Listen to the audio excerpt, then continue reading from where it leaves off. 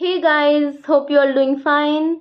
So, as I said on the community post yesterday, that I will be bringing your super MCQs for excretory products and elimination. So, this is going to be a question practice session on your excretory products and its elimination, and this will focus on your absolute concept clarity. Questions ऐसे होंगे जो बिल्कुल concept clarity के लिए बने होंगे, और easy वाले तो देखो सभी कर लेते हैं. थोड़े अच्छे क्वेश्चंस देखते हैं. होंगे NCERT based he, of course NCERT से बाहर नहीं है. ठीक है, तो पहला स्टेटमेंट देखते हैं. Ammonia being the least toxic requires the maximum amount of water for its removal. Is it correct? No, ammonia is not the least toxic. Ammonia is the most toxic, so this is wrong. Now statement 2, uric acid being the least toxic requires minimum amount of water for its removal. Yes, uric acid least toxic होता है, उसको सबसे कम पानी चाहिए होता है removal के लिए. दूसरा question, terrestrial animals have an adaptation for the production of lesser toxic nitrogenous waste like urea and uric acid. Yes, जो हमारे टेरेस्ट्रियल एनिमल्स होते हैं वाटर में तो रहते नहीं है, तो उनको यूरिया और यूरिक एसिड ही एक्सट्रैक्ट करना पड़ता है. क्यों? क्योंकि अमोनिया के लिए तो बहुत सारा पानी चाहिए होता है निकालने के. एक्वाटिक एनिमल्स तो पानी में रहते हैं, तो वो अफोर्ड कर सकते हैं इतना ज़्यादा पानी निकालना, बट ये तो नहीं अफोर्ड कर सकते. Because the reason is to conserve water. Yes, and it is the correct explanation also. क्यों वो यूरिया यूरिक एसिड एक्सट्रैक्ट करते हैं? जिससे कि पानी बचा रहे, नहीं तो डिहाइड्रेशन से मर जाएंगे. क्वेश्चन थर्ड स्टेटमेंट है. These statements are very good, और ये सब एनसीईआरटी से ही है. एनसीईआरटी की एक एक लाइन को कवर करेंगे ये. ठीक है. स्टेटमेंट 1 है, kidneys play a very significant role in the removal of ammonia. Statement 2 is marine fishes are ureotelic. So, do kidneys play a very significant role in the removal of ammonia? No, it is absolutely false. Kidneys play no role in the removal of ammonia, NCERT says. Then statement 2 is marine fishes are ureotelic. Yes, it's correct. So, statement 1 is wrong, statement 2 is correct. Question 4, assertion, some amount of urea may be maintained in the kidney matrix. Reason is to maintain the desired osmolarity. Yes, this is very true. क्योंकि ये मैंने NCERT में highlight भी कराया था, अगर आपको याद हो. Some amount of urea is maintained in the kidney matrix and to maintain the desired osmolarity. This is also correct and these are the correct explanation.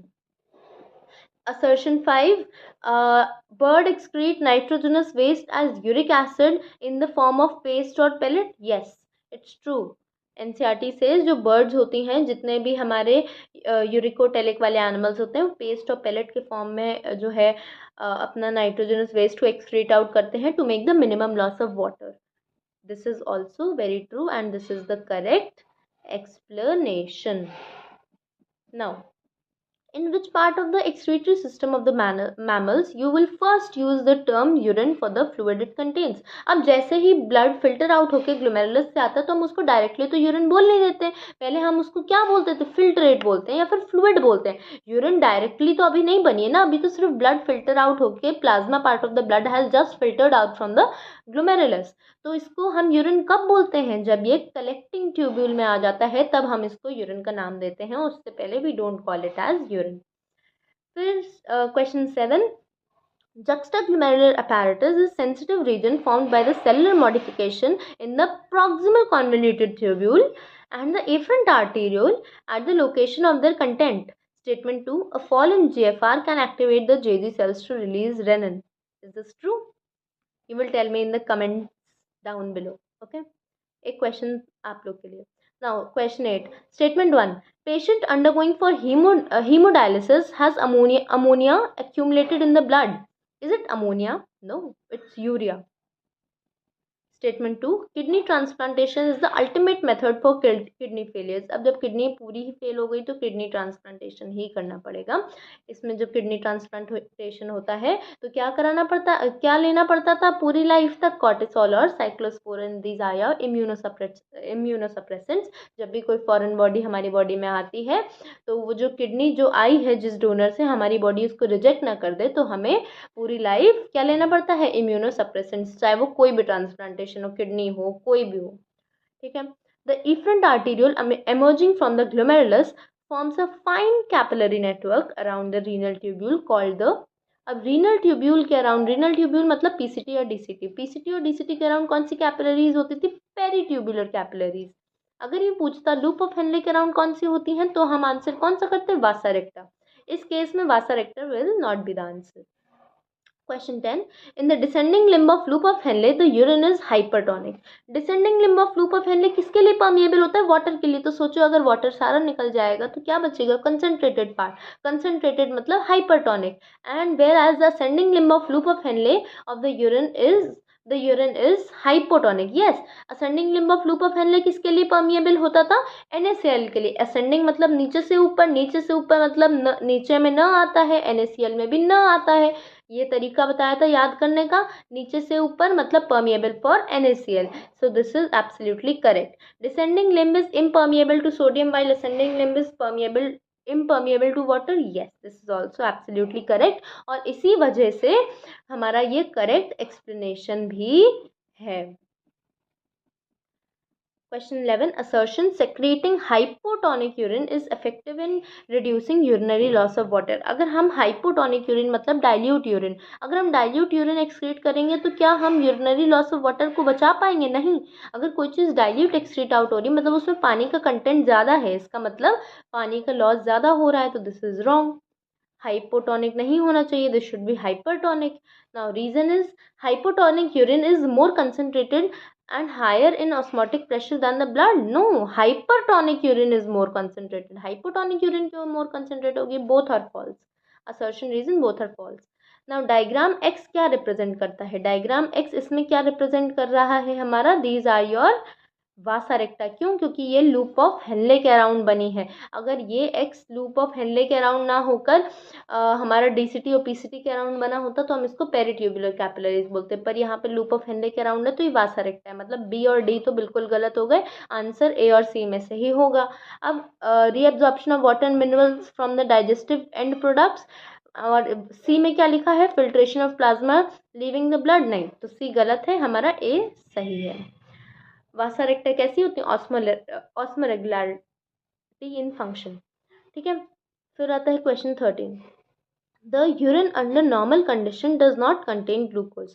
Urine में नॉर्मल कंडीशन में ग्लूकोज नहीं होता। जब किसी पेशेंट को diabetes mellitus हो जाता है तभी यूरिन में ग्लूकोज और कीटोन बॉडीज का हमें प्रेजेंस दिखती है। तो इसमें क्या कह रहा है कि नॉर्मल कंडीशन में ग्लूकोज क्यों नहीं होता यूरिन में, तो क्यों नहीं होता, the normal blood sugar is fructose, glucose of blood is not filtered in the glomerulus, glucose in the glomerular filtrate is reabsorbed in the urinary ferrous tubules. yes, PCT में glucose reabsorb होता था actively, तो इसका answer C हो जाएगा। जब PCT में सारा ग्लूकोज reabsorb हो गया तो यूरिन में क्यों ही आएगा, तो आंसर हो गया C. Question 14. which of the statement is incorrect. Incorrect statement पूछा है। Counter current flow of blood in vasa recta helps to retain the reabsorbed sodium in the renal medulla. Yes, this is correct, लेकिन हमसे क्या पूछा है, incorrect पूछा है, तो हमें इनकरेक्ट आंसर देना है। Glomerular filtrate in protein free plasma, glomerular filtrate is protein free plasma. Yes, क्योंकि ग्लोमेरुलर फिल्ट्रेट में प्रोटीन्स हमारे बोमन्स कैप्सूल में रह जाते हैं, सिर्फ plasma part of the blood gets filtered out. Vasa recta carry glomerular filtrate from the DCT to the collecting duct. No, vasa recta का ये फंक्शन तो नहीं होता। वासा रेक्टा तो ऑस्मोरेगुलरिटी इन फंक्शन होती है, वो हमारा ऑस्मोरेगुलेशन मेंटेन करती हैं। तो this is the answer because this is the incorrect statement. Glomerular filtrate in Bowman's capsule is isotonic to plasma. Yes, this is correct. Primary function of the sweat is to remove nitrogenous waste from the body. Primary function of the sweat क्या है, nitrogenous waste to remove करना है, नहीं। Primary function of the sweat is to provide cooling effect. ये no doubt sweat का function है, sweat helps in the removal of nitrogenous waste, but primary function ये नहीं है, it is the secondary function. So this is the wrong statement. Sweat contains small amount of urea, lactic acid, NaCl, H2O. Yes, this is correct. Statement 1 is wrong, statement 2 is correct. Question 16. During concentration of urine, NaCl is returned to the medullary interstitium by direct NCRT की line है, ascending limb of vasa recta से NaCl is returned to the medullary interstitium. Question 17. Angiotensin is produced and secreted by, it is produced by the liver. Angiotensin कौन produce करता है, हमारे liver की sales produce करती हैं। Question 18. Which of the following is not a part of renal pyramid. अब देखो हम ऐसे रीनल पिरामिड बनाते थे, और इसमें हम नेफ्रॉन का अरेंजमेंट दिखाते थे। तो नेफ्रॉन कैसे दिखाते थे, ये बोमन्स कैप्सूल है, ये पीसीटी है, ये लूप ऑफ हेनले है, ये डीसीटी है, और ये हमारा कलेक्टिंग ट्यूब्यूल है। तो जो कॉन्वोल्यूटेड ट्यूब्यूल्स हैं, देखो कॉन्वोल्यूटेड ट्यूब्यूल मतलब पीसीटी और डीसीटी दोनों हमारे कहाँ पर आ रहे हैं, कॉर्टेक्स में आ रहे हैं, और ये रीनल मेडुला का, रीनल पिरामिड का पार्ट नहीं है। तो answer will B convoluted tubules. क्यों? क्योंकि ये हमारे कॉर्टेक्स रीजन में लाए करते हैं, मेडुला रीजन में लाए नहीं करते, तो ये रीनल पिरामिड का पार्ट नहीं है। आंसर इज, और हमसे नॉट पूछा है, तो आंसर इज ए। फिर आते हैं हम, excretion of dilute urine requires. अब हमारी बॉडी तो 4 टाइम्स कंसनट्रेटेड यूरिन प्रोड्यूस करती है ना, पर क्वेश्चन उल्टा पूछ रहा है। क्वेश्चन पूछ रहा है कि डाइल्यूट यूरिन अगर हमें एक्सक्रीट करनी है तो क्या रिक्वायरमेंट होगी। Relative permeability of DCT to water, no.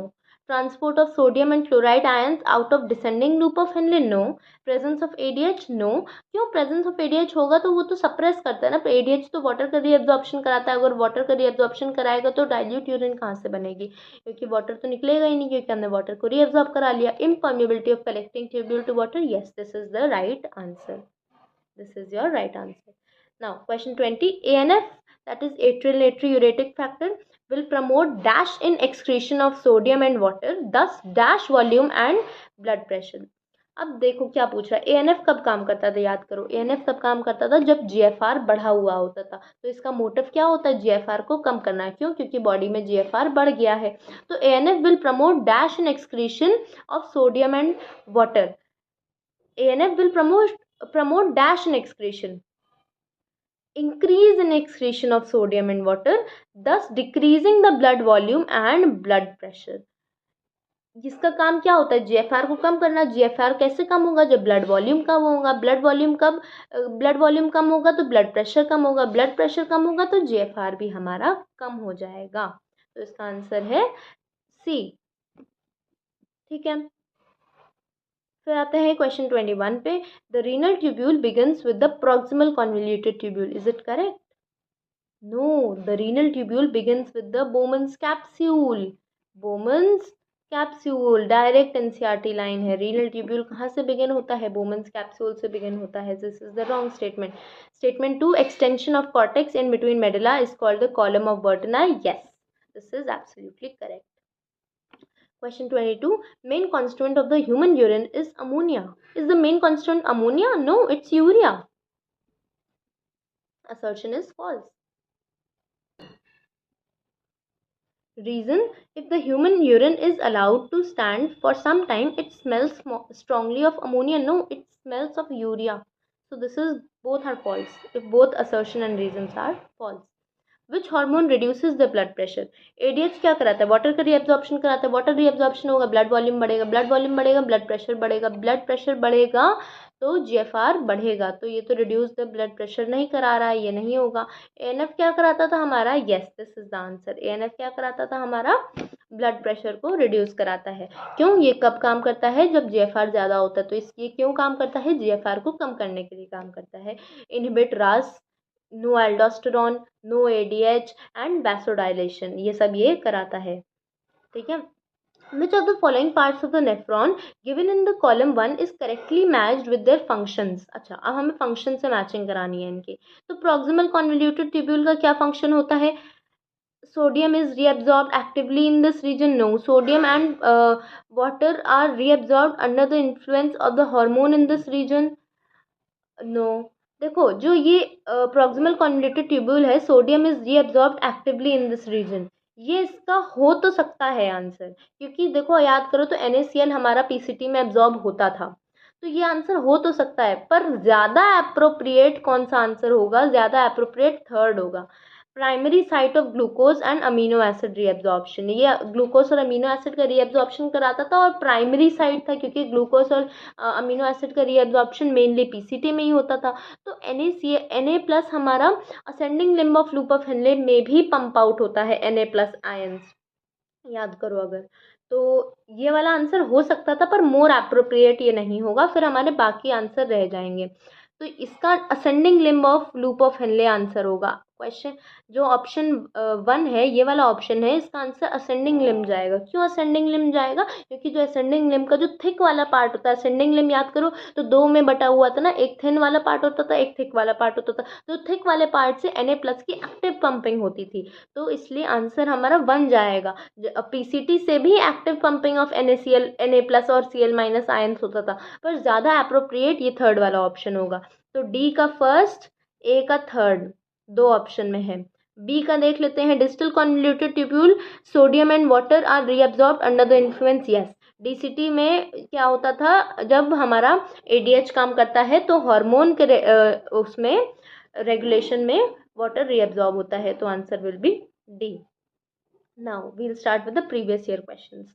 This is the question of NEET 2024, this year only. Statement 1. In the nephron, the descending limb of loop of Henle is impermeable to water and permeable to electrolytes. Nephron में descending limb of loop of Henle is impermeable to water and permeable for electrolytes? No, it is wrong. Descending limb of loop of Henle is permeable to water and impermeable to electrolytes होना चाहिए. This is wrong.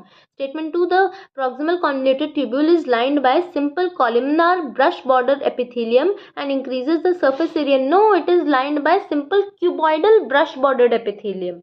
Brush bordered cuboidal epithelium होता है, columnar नहीं होता. दोनों गलत हैं, both statement are false. Question 2. Which of the following would help in the prevention of diuresis? Diuresis कम कराना मतलब यूरिन फॉर्मेशन को कम कराना है, तो क्या कराएंगे? Reabsorption of Na+ and water from the renal tubules due to aldosterone. Yes, aldosterone अगर Na+ को एब्जॉर्ब करेगा, एक्टिवली पंप करेगा, तो उसके साथ वाटर भी आ जाएगा, वाटर का रीअब्जॉर्प्शन हो जाएगा, तो डायरेसिस कम होगा. So this is only the answer. आगे पढ़ने की जरूरत ही नहीं, आंसर मिल गया. फिर आते हैं, in mammals which blood vessel would you normally carry the largest amount of urea? Now this is something which is not given in this chapter, पर इसको याद रखना, इट इज़ हिपैटिक वेन. ये 2016 का क्वेश्चन है और ये मेनली डाइजेस्टिव सिस्टम में पढ़ते थे, बट अभी के हिसाब से digestive system is not in course, so hepatic vein is the answer. इसको याद रखना, हिपैटिक वेन आंसर है, हिपैटिक पोर्टल वेन आंसर नहीं है. Hepatic vein is the answer. Maximum amount of urea carry करती है हिपैटिक वेन, याद रखना, वो अमोनिया कर देगा यहाँ पे क्वेश्चन में. Urea is carried by hepatic vein. फिर आते हैं, the part of nephron involve in active reabsorption of sodium. Active reabsorption of sodium, अब देखो वही बात जो अभी हमने यहाँ मैच द फॉलोइंग में देखी थी. मैच द फॉलोइंग में हमने अभी क्या बोला था, मैंने अभी आपसे बोला था कि इसका आंसर 1 हो सकता था. Proximal convoluted tubule sodium is reabsorbed actively in the region, हो सकता था, पर ज़्यादा अप्रोप्रिएट कौन सा था? थर्ड वाला था. वही क्वेश्चन है 2016 में, that the part of nephron involved in active reabsorption of sodium, answer will be PCT. क्यों? क्योंकि यहाँ पे ascending limb of loop of Henle दिया ही नहीं है ऑप्शन में, यहाँ पे descending दिया. descending is not the answer, ascending limb of loop of Henle is the answer, पर यहाँ पे वो ऑप्शन ही नहीं है, तो हम किसको प्रेफरेंस देंगे? PCT को प्रेफरेंस देंगे. so answer is PCT. this is the question of 2016. Question 4. Removal of proximal convoluted tubule from the nephron will result in. अगर PCT को हम हटा दें नेफ्रॉन से, पीसीटी को हमने हटा दिया, उसको काट दिया, तो क्या होगा यूरिन फॉर्मेशन में? पीसीटी हमारा क्या काम कराता था? बहुत सारा रीअब्जॉर्प्शन कराता था. Maximum reabsorption is there in the PCT. अगर रीअब्जॉर्प्शन ही नहीं होगा मतलब डाइल्यूटेड यूरिन प्रोड्यूस होगी, तो answer will be more diluted urine. इसका आंसर ये नहीं होगा यूरिन फॉर्मेशन नहीं होगा, यूरिन फॉर्मेशन तो होगा, क्योंकि अगर पीसीटी रिमूव करा है मतलब नीचे लूप ऑफ हेनले भी तो है पीसीटी के, तो लूप ऑफ हेनले भी तो अपना काम कर रहा है, तो ऐसा तो है ना यूरिन फॉर्मेशन होगा नहीं. यूरिन फॉर्मेशन होगा पर डाइल्यूट यूरिन फॉर्मेशन हो जाएगा, more diluted urine. Which of one of the following is correct regarding excretion? Large amount of water from the renal filtrate is reabsorbed in the DCT and less amount is reabsorbed in the PCT. No, PCT में तो maximum reabsorption होता था. Then the descending limb of loop of Henle is almost impermeable to salts. Yes. आगे भी पढ़ लेते हैं एक बार. Malpighian corpuscle is found in the medulla. No, it is found in the cortex. The color of urine is pale yellow. Yes. And it is slightly alkaline. No, it is acidic with the pH of 6. So answer will be second. Now question 5. Human urine is usually acidic. Why is it acidic? Because the sodium transporter exchanges one hydrogen for each sodium in the peritubular capillaries. Excreted plasma proteins are acidic. Potassium and sodium exchange generates acidity, hydrogen ions are actively secreted into the filter. Yes, हमारा DCT और PCT क्या करा, DCT PCT और collecting tubule क्या कराता था, H plus की secretion कराता था। याद करो, H प्लस का सेक्रेशन होता था। तो answer is this. Now question 6, which of the following does not favour the formation of large quantities of dilute urine. Alcohol, caffeine. Alcohol, caffeine क्या, कैफीन क्या होता है, कॉफी, कॉफी में होता है कैफीन, या फिर चॉकलेट्स में भी होता है थोड़ा। तो अल्कोहल और कैफीन तो डायलिसिस में प्रमोट करते हैं, अल्कोहल और कैफीन। रेनिन और एट्रिल नेट्रियूरेटिक फैक्टर। एएनएफ क्या कराता था हमारा, एएनएफ तो हमारा जीएफआर ज़्यादा होने पे काम करता था। जीएफआर ज़्यादा है मतलब जीएफआर को कम कराएगा। तो इन्होंने पूछा लार्जर क्वांटिटीज ऑफ यूरिन, तो दैट विल बी, अच्छा डज नॉट फेवर पूछा है, mark this, does not favour, does not favour. ANF तो फेवर करेगा डाइल्यूट यूरिन को, क्यों, क्योंकि वो जीएफआर को कम करा रहा है, तो ये तो फेवर करेगा। तो रेनिन हमारा फेवर नहीं करेगा, क्यों, क्योंकि रेनिन हमारा जेजी सेल्स के द्वारा रिलीज होता था और वो एक्ट करता था किसके लिए, वाटर रीअब्जॉर्प्शन पे, वाटर को रीअब्जॉर्ब करा रहा है, मतलब वो डायूरेसिस को कम करा रहा है और डाइल्यूट यूरिन को कम करा रहा है, कंसंट्रेटेड यूरिन प्रोड्यूस करना चाहता है रेनिन। तो answer will be renin. Which one of the following causes an increase in sodium reabsorption in the DCT? Sodium का reabsorption कौन कराता है, कौन कराता था, कौन एक्ट करता था, aldosterone. Increase levels in aldosterone हमारा सोडियम का reabsorption कराता था। आंसर पहला ही है, मिल गया हमें। Now question 10, which one of the following is not a part of renal pyramid. Renal pyramid का पार्ट कौन नहीं है, अभी ऊपर भी देखा था, शायद ये क्वेश्चन रिपीट हो गया है। Convoluted tubules are not a part of renal pyramid. Question 11, which one of the following statement is correct with the respect to the kidney function regulation? Correct statement with kidney function regulation. Exposure to cold temperature stimulates ADH release. No, ADH तो गर्मियों में ज़्यादा release होता है, क्यों, क्योंकि गर्मियों में जो है हमें डिहाइड्रेशन ज़्यादा होता है। तो this is the wrong statement. Now an increase in glomerular blood flow stimulates the formation of angiotensin 2। आगे देख लेते हैं। During summer when the body loses a lot of water by evaporation the ADH release is suppressed. No, ADH release suppress क्यों होगा, ADH और निकलेगा, क्यों, क्योंकि वाटर का गर्मियों में हमारा ज़्यादा इवेपोरेशन हो रहा है, तो एडीएच निकलेगा जिससे कि वाटर की कमी ना हो बॉडी में। When someone drinks a lot of water ADH release is suppressed. No, जब कोई, हाँ नहीं, this is correct.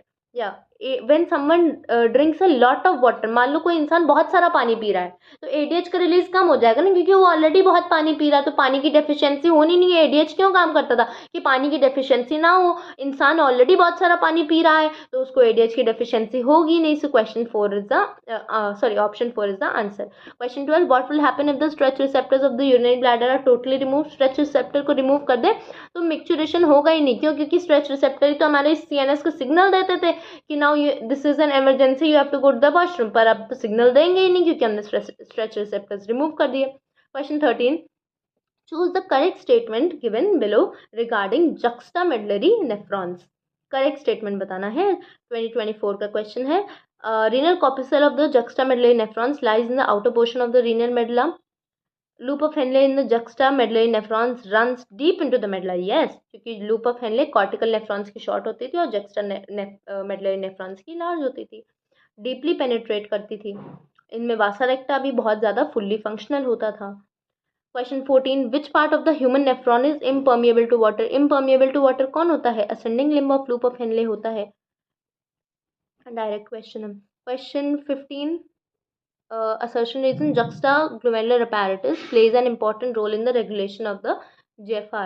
Yes, JGA cells GFR को maintain करने के लिए काम करते हैं. A fall in GFR can activate the JG cells to release renin, which can stimulate the glomerular blood flow and thereby bringing GFR to the normal level. Yes, JG cells renin release करेंगे, glomerular filtrate को वो normal level पे ले आएगा. This is absolutely true. So the answer is option 1. Both assertion and reason are true and they are the correct explanation. Question 16, nephron are of two types, cortical and juxtamedullary, based on the relative position on the cortex and medulla. Yes, the cortex और medulla में जैसी उनकी position होती है, जो हमारे cortical nephrons होते हैं वो हमारे cortex में थोड़ा सा नीचे की साइड प्रेजेंट होते हैं, और जो हमारा मतलब जैसे देखो ऐसे, ये है हमारा रीनल पिरामिड। अगर हमें कॉर्टिकल नेफ्रॉन बनाना है तो उसका लूप ऑफ हेनले शॉर्ट होगा, तो थोड़ा ऊपर से प्रेजेंट है, ये देखो थोड़ा ऊपर से प्रेजेंट है, इसका लूप ऑफ हेनले शॉर्ट है। एक मिनट, ये देखो इसका लूप ऑफ हेनले शॉर्ट है, फिर इसका डीसीटी और कलेक्टिंग ट्यूब्यूल। अगर हमें जक्स्टामेडुलरी नेफ्रॉन बनाना है, जगह कम है थोड़ी, तो ये थोड़ा नीचे से प्रेजेंट होगा, ये देखो नीचे से प्रेजेंट होगा, इसकी लूप ऑफ हेनले लंबी जाएगी और फिर कलेक्टिंग ट्यूब्यूल ऐसे आएगी। तो relative position of cortex and medulla है, yes it is true. Juxtamedullary nephrons have short loop of Henle whereas no this is wrong. Juxtamedullary की लॉन्ग लूप ऑफ हेनले होता है। Assertion is true, reason is false. Question 17. An excessive loss of body fluid from the body switches off the osmoreceptors. No. अगर excessive loss हो रहा है तो osmoreceptors active हो जाएंगे. ADH facilitates water reabsorption to prevent diuresis. Yes. ADH क्या कराता है? वाटर का reabsorption कराता है. ANF causes vasodilation. Yes. ADH causes increase in blood pressure. Yes. ADH is responsible for decrease in GFR. अब यहीं से पहले देख लेते, पहले यहीं से अरेंज करना। देखो BCD एक ही ऑप्शन में मिल गया, तो दिस इज द आंसर। ये वाला स्टेटमेंट हमारा रॉन्ग है। क्यों रॉन्ग है? ADH is responsible for the decrease in GFR. No, ADH is responsible for the increase in GFR. क्यों? क्योंकि वाटर का रीअब्जॉर्प्शन कराता है। वाटर रीअब्जॉर्ब होगा, ब्लड वॉल्यूम, ब्लड प्रेशर दोनों बढ़ेंगे, जीएफआर बढ़ेगा। Question 18. Ascending limb of loop of Henle is impermeable to water and allows transport of electrolytes actively or passively. Dilution of filtrate takes place due to the efflux of electrolytes in the medullary fluid. This is correct. And ascending limb of loop of Henle is impermeable to water and allows the transport of impermeable to water. This is true, and allows the transport of electrolytes. This is also true. And dilution of the filtrate takes place due to the efflux of electrolytes in the medullary fluid. Yes, क्योंकि dilution तब होगा जब electrolytes का efflux मतलब बाहर निकलना, जब medullary interstitium से हमारे electrolytes बाहर निकलेंगे तो water reabsorb होगा, तो हमारा dilution हो जाएगा. So these both are correct and the correct explanation. Arrange the events of renin-angiotensin mechanism in the correct sequence.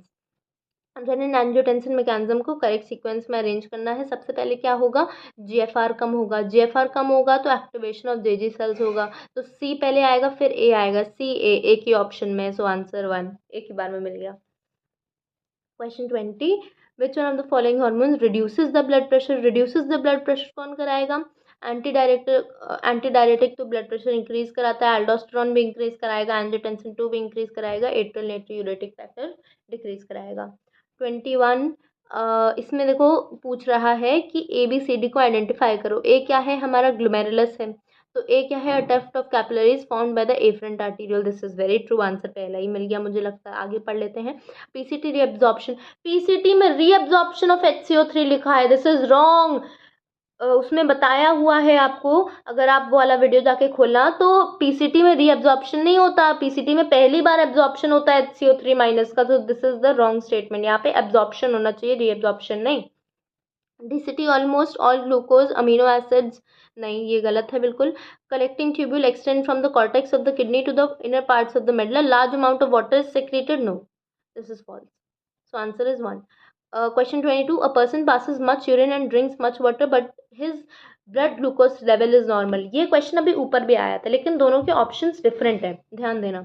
A person passes much urine and drinks much water but glucose level normal है. Glucose level normal क्यों है उसकी? क्योंकि अगर वो बहुत सारा पानी पी रहा है, बहुत सारा यूरिन को एक्सक्रीट आउट कर रहा है, इसका मतलब उसका जो वैसोप्रेसिन है वो कम हो गया. वैसोप्रेसिन कम हो गया मतलब वो ज़्यादा एब्जॉर्प्शन अब नहीं करा रहा है, तो ग्लूकोज लेवल उसका नॉर्मल रहेगा. अगर एडीएच ज़्यादा एक्ट करेगा तो पीसीटी से ज़्यादा, डीसीटी और कलेक्टिंग ट्यूब्यूल से ज़्यादा एब्जॉर्प्शन होने लगेगा और ज़्यादा से ज़्यादा हमारा यूरिन फॉर्मेशन वाला मैकेनिज्म चलेगा. So this is the answer is second. ठीक है. क्वेश्चन 23. करेक्ट स्टेटमेंट पूछा है. Large amount of water from the renal filtrate is reabsorbed in the DCT and less amount. No, this is false. The descending limb of loop of Henle is almost impermeable to salts.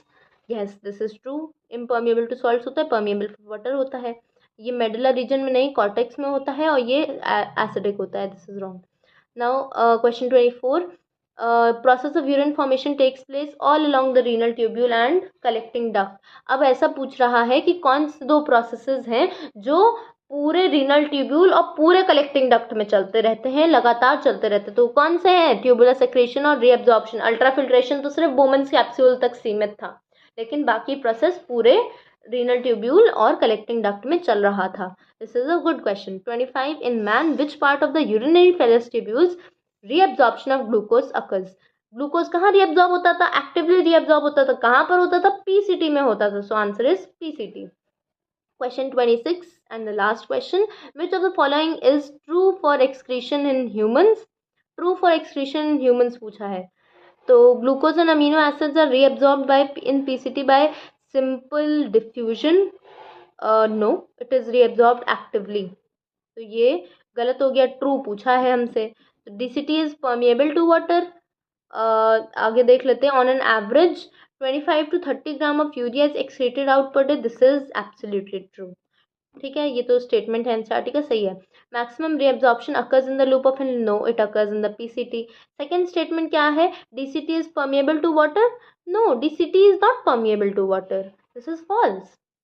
क्यों? Permeable to water कौन होता था? Descending loop of Henle होता था, है ना, DCT थोड़ी ना. अब ये हमारा कुछ एग्जाम्पल्स थे, अमोनोटेलिक, यूरियोटेलिक और यूरिकोटेलिक. अगर आपने देखा हो लेक्चर में क्या हो गया है, गलती से ये दोनों पोर्शन एक्सचेंज हो गए हैं. यूरियोटेलिक और यूरिकोटेलिक इधर उधर हो गए हैं. जब मैंने एग्जाम्पल्स लिखे हैं, बोला सही है, लिख इधर उधर दिया है.